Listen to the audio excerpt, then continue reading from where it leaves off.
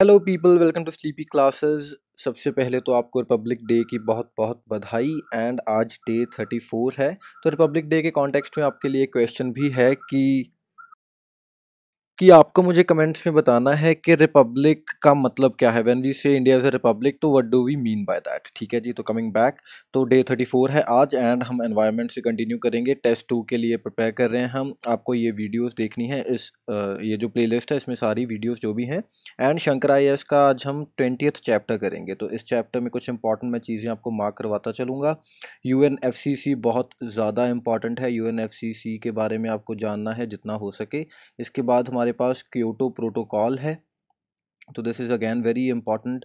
ये चीज़ें आपने सुनी होंगी या करंट अफेयर्स में पढ़ी होंगी, लेकिन एक बार इनका जो स्टैटिक पार्ट है ये बुक से अगर आप कर लेंगे तो that would be very beneficial for you. उसके बाद जॉइंट इम्प्लीमेंटेशन का एक जिक्र होता है क्योटो प्रोटोकॉल के अंडर ही। इसमें 4-5 चीज़ें हैं, वो सभी इंपॉर्टेंट हैं। जैसे क्लीन डेवलपमेंट मैकेनिज्म क्या है, CDMs। ठीक है जी। इसके बाद हमारे पास कार्बन ट्रेडिंग क्या होती है, इसके बारे में हमें जानना है। Carbon trading. Next we have is emission trading किसको बोलते हैं, एमिशन ट्रेडिंग कैसे हो सकती हैं। इसमें से कुछ चीज़ें ऐसी हैं जो डेवलप्ड नेशंस आपस में कर सकते हैं and there are some things जो डेवलपिंग नेशंस में ही करनी है डेवलप्ड नेशन को। तो इस चीज़ की ऐसे माइन्यूट चीज़ों की आपको थोड़ी क्लैरिटी होना ज़रूरी है। इसके बाद हमारे पास है नॉन कंप्लायंस अगर होती है जो क्योटो प्रोटोकॉल है, तो तब उस केस में कैसे एक्शन लिया जाएगा जो पार्टी एट एरर है उसके खिलाफ। ठीक है जी। नेक्स्ट इंपॉर्टेंट चीज़ है हमारे पास बाली एक्शन प्लान। तो बुक में इंपॉर्टेंट चीज़ें ऐसे मेंशन्ड हैं जो इनफैक्ट लेटेस्ट कॉन्फ्रेंस हुई है UNFCCC के अंडर, तो वो भी आपको जाननी है जो कैटोविस में क्या उसका फाइनल रिजल्ट निकला। ठीक है जी। इसके बाद हमारे पास ग्रीन क्लाइमेट फंड है, GCF। This is again very important. Green climate fund के बारे में आपको पता होना चाहिए कि कहाँ पर ये इन्वेस्ट कर सकते हैं, कहाँ से इसकी फंडिंग आएगी एंड डेवलपिंग नेशंस ही अकेले फंड करेंगे या फिर डेवलप्ड नेशंस का भी कोई रोल है या वाइस वर्सा। तो ऐसी चीज़ें। इसके बाद हमारे पास अडेप्टेशन फंड है। तो how this is different from अपना GCF। तो क्या GCF में अडेप्टेशन के लिए कोई प्रोविजंस हैं या नहीं, ऐसी चीज़ों के बारे में आपको थोड़ी बेसिक चीज़ों की क्लैरिटी होना ज़रूरी है। इसके बाद हमारे पास REDD रेड इनिशिएटिव जो है वो आता है एंड साथ ही रेड प्लस भी है। तो ये दोनों चीज़ें किस कॉन्टेक्स्ट में हैं, is it are they related to climate change या फॉरेस्ट या किस केस के लिए ये चीज़ें हैं। ऐसे भी आपको चीज़ें पता होनी चाहिए क्योंकि वैसे कई बार बिल्कुल सिंपल क्वेश्चन आ जाता है and we are caught unaware. इसके बाद हमारे पास GEF है which is global environment facility. तो इसके बारे में भी हमें पता होना ज़रूरी है। ठीक है जी। इसके बाद क्लाइमेट स्मार्ट एग्रीकल्चर के बारे में कुछ चीज़ें लिखी हुई हैं, तो इसके बारे में भी हमें जानना है।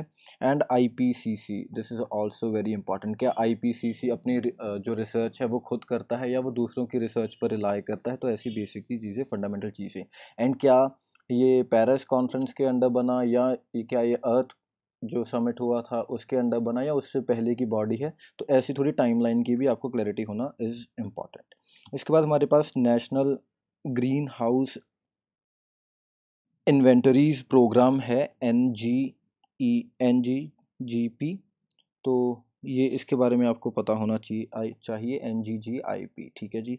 And lastly we have green economy. तो ग्रीन इकॉनमी क्या है, कोई इकॉनमी ग्रीन बनने की रही है। जैसे चाइना में ये इनिशिएटिव कुछ टाइम पहले स्टार्ट किया गया था कि they were trying to become a green economy.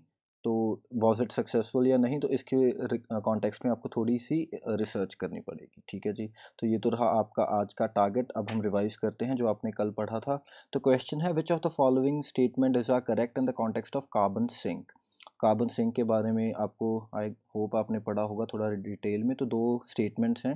Tropical rain forests are more efficient at sequestering and storing carbon than the coastal ecosystem. तो क्या ये बात सही है कि ट्रॉपिकल रेन फॉरेस्ट ज़्यादा एफिशिएंट हैं as compare to the coastal ecosystems in the context of sequestering and storing carbon. तो कार्बन को स्टोर एंड एटमॉस्फेयर से रिमूव करने के लिए कोस्टल इकोसिस्टम की कंपैरिजन में ट्रॉपिकल रेन फॉरेस्ट ज़्यादा एफिशिएंटली काम करते हैं।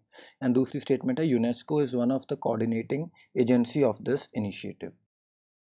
तो क्या जो ब्लू कार्बन इनिशिएटिव है इसकी एक कोऑर्डिनेटिंग एजेंसी यूनेस्को भी है, तो इसके बारे में हैव यू रिसर्च, तो ये आपको जानना चाहिए था, क्योंकि जब आपकी बुक में काफ़ी छोटा वो चैप्टर था, चैप्टर नंबर 18, तो you were supposed to Google certain things. ठीक है जी, तो you can pause and the correct answer is B. दूसरी स्टेटमेंट सही है बिल्कुल, कि जो अपना यूनेस्को है, it is one of the coordinating agencies in the blue carbon initiative.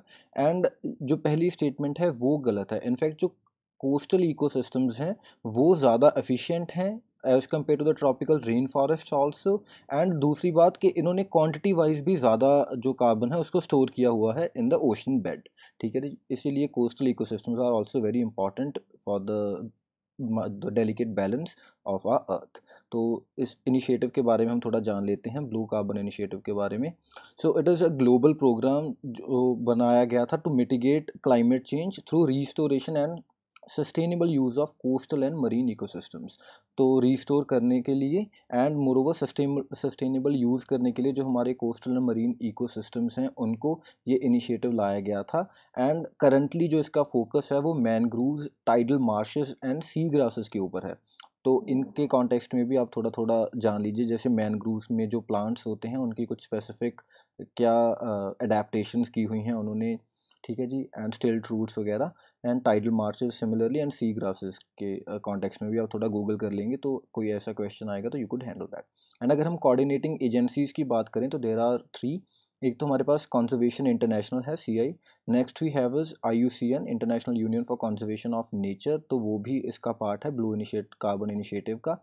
And the intergovernmental oceanographic commission of united nations, educational, scientific and cultural organisation, तो IOC UNESCO भी इसकी कोऑर्डिनेटिंग एजेंसी है। ठीक है जी, तो ये था हमारा आज का वीडियो आपके लिए। आप आई होप अपने टारगेट्स टाइमली कंप्लीट कर रहे होंगे, क्योंकि अब तो काफ़ी लैक्स डेज आ गए हैं।